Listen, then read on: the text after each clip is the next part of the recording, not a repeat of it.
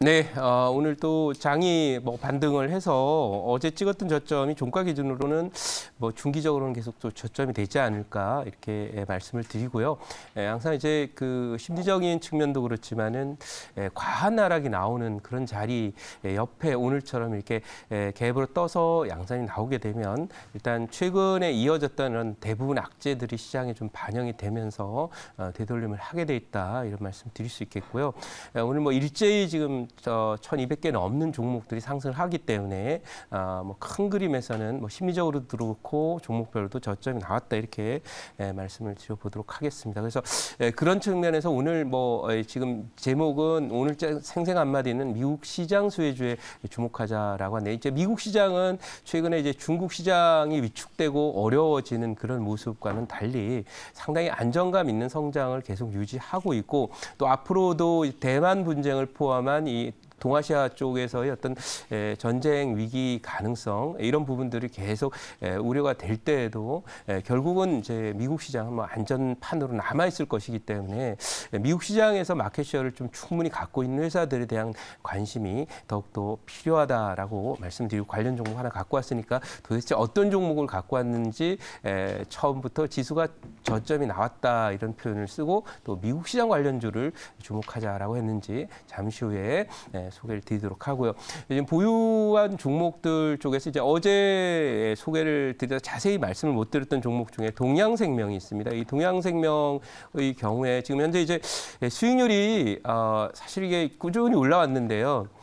고가 기준으로 한 20% 올랐어요. 이건 금리 인상하고 물가 상승 수혜주 중에 하나인 보험회사들. 요즘에 어제 제가 또 편입했던 종목이 삼성화재였는데요. 뭐 지수가 빠지던 오르던 앞으로 결국 경기 관련주나 이런 부분은 물가나 소위 스태그플레이션 우려 때문에 잘 못 가기 때문에 우리 조금 전에 갖고 왔던 우리 정성일 매니저의 현대백화점이나 또는 우리 또 이창원 매니저님의 그 그린푸드도 역시 마찬가지로 내수주이면서 음식료, 그다음에 방어주 이런 쪽으로 갖고 왔다 이렇게 생각하고 있습니다. 그래서 이런 흐름에 맞추어서 갈 텐데 이 동양생명이 잘 보셔야 되는 것은 어제 이제 그 장이 빠지는 동안 여기를 돌파를 했고요.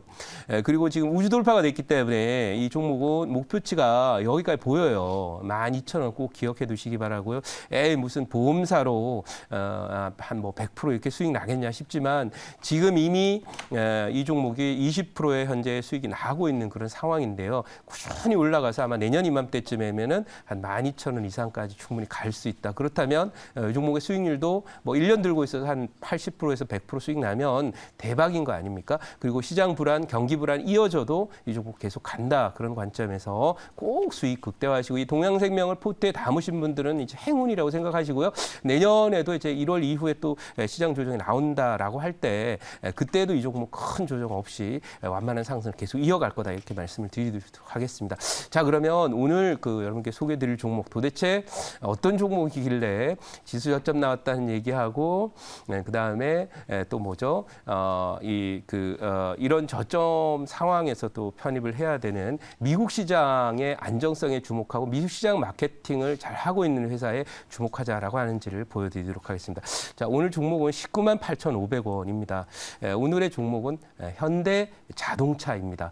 자, 현대자동차를 이제 차트부터 일단 보시면은 이게 이제 1월 달에 보시면은 여기 고점을 친 이후에 이때 뭐 예를 들면 뭐 자식에게 물려줄 주식 뭐 이러면서 이 당시 1월 달에 지수 고점이 나오던 이 자리에 현대차와 삼성전자, SK 하이닉스를 뭐 많이 추천을 했던 분들이 많이 있습니다. 근데 사실은 여기가 이제 왼쪽 어깨에 해당되는 그런 자리에 고점이 나왔고 향후의 경기 흐름에 대한 어떤 불안감이라든지 또는 자동차의 반도체 수급이 좋지 않아서 글로벌 자동차 생산이 안 돼서 일각에서 나온 데이터에 의하면 뭐 무려 20조 원 정도가 전 세계 자동차 회사들이 생산 차질로 인해서 매출 차질이 발생했다. 이런 내용들이 나오니까 우리나라 그럼 현대차도 좀 문제 있는 거 아니야?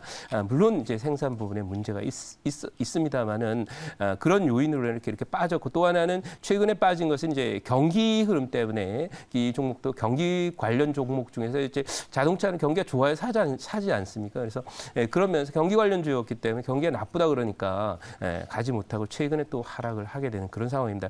근데 중요한 거 오늘 제가 이 현대차를 왜 가져왔냐면은 차트를 잘 보시면은 여기가 이제 딱 저점이 찍혀 있는 거예요. 그러니까 이 종목의 경우에도 앞으로 이제 위드 코로나가 진행되고 소비가 회복되고 하는 과정 속에서 사실 이제 전 세계 글로벌 자동차 회사들 다 좋은 건 아니지만은 최근 들어서 미국의 GM이나 포드 이런 종목들과 함께 전통적인 자동차 회사들도 이제 꿈틀거릴 그런 조짐이 있어요. 그래서 그런 관점에서 오늘 현대차를 가져왔고요. 기술적으로도 보면은 이 종목이 지난번 연초에 있었던 고점이 대략 32만 원 정도 줬는데요. 지금 여기 와 있는 자리가 18만 원에 왔기 때문에 거의 한 40% 빠졌어요. 이 대형주 글로벌 블루칩이 이렇게 크게 빠진 그런 자리이기 때문에 뭐 물릴 가능성이 없다 이렇게 말씀드리고 자동차 경기는 어떻게 보는지는 준비한 자료를 보면서 말씀을 드려보도록 하겠습니다. 자, 준비한 자료 보도록 하죠. 오늘 회사는 지수 저점 나왔다라고 하면 여러분들 삼성전자 아니면 현대차 이런 거 사시면 되는데요. 삼성전자는 조금 제가 불안해 보이지만 현대자동차는 맞다라고 생각이 돼요. 그래서 보시면 오늘 현대차가 보세요. 제목이 나와 있죠. 도요다를 제치고 올해 전 세계 수소차 점유율 1위를 달성했다라고 하는 거고요. 또 하나는 지금 여기에 이제 나와 있는 그런 그 내용도 있지만은 최근에 이 현대차가 제네시스 돌풍으로 상당히 그 미국 시장에 선방을 하고 있어요. 그래서 예를 들면 독일 차라든지 일본 차들이 지금 죽쓰고 있거든요. 근데다 추가적으로 미국 시장에서 최근에 그 친환경 자동차에 대한 어떤 보조금을 지급하는데요. 중요한 것은 이 하이브리드 차가 있어요. 일본의 도요타가 좀 집중적으로 밀고 있었던 이 하이브리드 차 이런 쪽은 보조금에서 빠지게 되는 겁니다. 그래서 현대차는 지금 GV60이라고 있습니다. 예를 들면 GV80 많이 들어보셨죠. 그래서 이제 SUV인 그 큰 차죠. SUV인 그 GV80 다음 단계에 있는 GV60을 전기차 형태로 출시를 해요. 그렇기 때문에 이 미국이 지금 보조금 지급 기준을 바꿨는데 하이브리드 차가 빠져버리게 되면 독일 차와 이 도요타 같은 경우는 하이브리드를 많이 팔았기 때문에 보조금 지원을 못 받게 되는 그런 상황이 돼서 미국 시장에서 뭔가 큰 변화가 생길 걸로 이렇게 보여요. 그래서 우리나라 지금 GV80이 미국에 잘 팔리면서 제네시스 브랜드가 잘 팔리게 되면서 그 하단으로 나오게 되는 GV60에 대한 미국 시장 진출 기대감이 상당히 크다 이렇게 보고 제가 보기에는 상당히 선방을 할 것으로 예상이 돼요. 그래서 그런 면에서 경기 흐름이 이제 나쁘긴 하지만 중요한 거는 자동차는 최근 들어서 이제 뭐냐면 뭐 반도체 이런 부분 때문에 생산이 좀 안 좋았고요. 그다음 위드 코로나가 본격화되지 않았기 때문에 자동차 판매가 좀 제한되었던 그런 상황인데 정상적으로 회복이 되면서 제가 판단할 때는 자동차 경기 앞으로 좋아질 가능성이 높다 이렇게 판단이 되고요. 다음 장 한번 보도록 하겠습니다. 자, 보시면은 조금 전에 이제 지나간 겁니다만은 뭐 이 현대차가 최근 들어서 막 점유율이 급격하게 높아지는 그런 모습이기 때문에요. 실적도 상당히 그 선방해요. 이 반도체 대란, 그 생산 차질이 빚어지는 가운데서도 현대차는 잘 팔렸다는 거죠. 3분기 실적 선방했다 이런 내용이 나와 있습니다. 그러니까 이것은 앞으로 이 기업이 뭐 이 업황 자체가 좋아지는 것도 중요하지만 사실은 그 섹터 내에서 그 기업의 경쟁력이 높아지고 마케팅력이 높아지는 그런 것들이 결국 실적에 반영되면 이때도 또 대박이 납니다. 왜냐하면 최근 들어 여러분들 그 오징어 게임 아실 겁니다. 뭐 전 세계 넷플릭스가 서비스되는 83개국에서 1등했다는 그 어렵다는 헐리우드도 돌파하지 못했던 인도 시장도 1등을 기록했다는 이 사실은 한류의 전반적인 확산이 이제 뭐 영화 이런 뿐만 아니라 소비재인 TV도 뭐 잘 팔고 있습니다만 자동차 또 이 화장품, 음식료 이런 쪽으로 전반적인 확산이 진행되면서 한국산이라는 것만으로도 이제 시장이 커지는 그런 요인들이 있기 때문에 자동차도 대표적인 소비재이기 때문에 관심 있게 보시고 오징어 게임 뭐 직접적으로 뭐 만드는 회사라든지 관련 회사도 좋겠지만 한국의 브랜드가 이제 소비재 쪽에 확산하면서 실적 호전이 기대된다 이렇게 말씀드리고 제자리로 가서 질문 한번 받아보도록 하겠습니다. 네, 제가 질문하겠습니다. 네. 뭐 자동차 같은 경우에는 뭐 가장 큰 우려감이 반도체일 것 같아요. 네. 그래서 반도체 이제 공급 부족 사태라든지 뭐 이런 부품주들의 병목 현상으로 해서 조금 최근 힘들어하고 있는데 네. 이거 관련된 좀 전망을 좀 자세하게 해주시면 좋을 것 같습니다. 아, 네. 아주 좋은 지적이고 사실은 이제 그 우려감이 해소가 안 된다면은 뭐 생산을 해야 뭐 팔 거 아니에요. 그죠?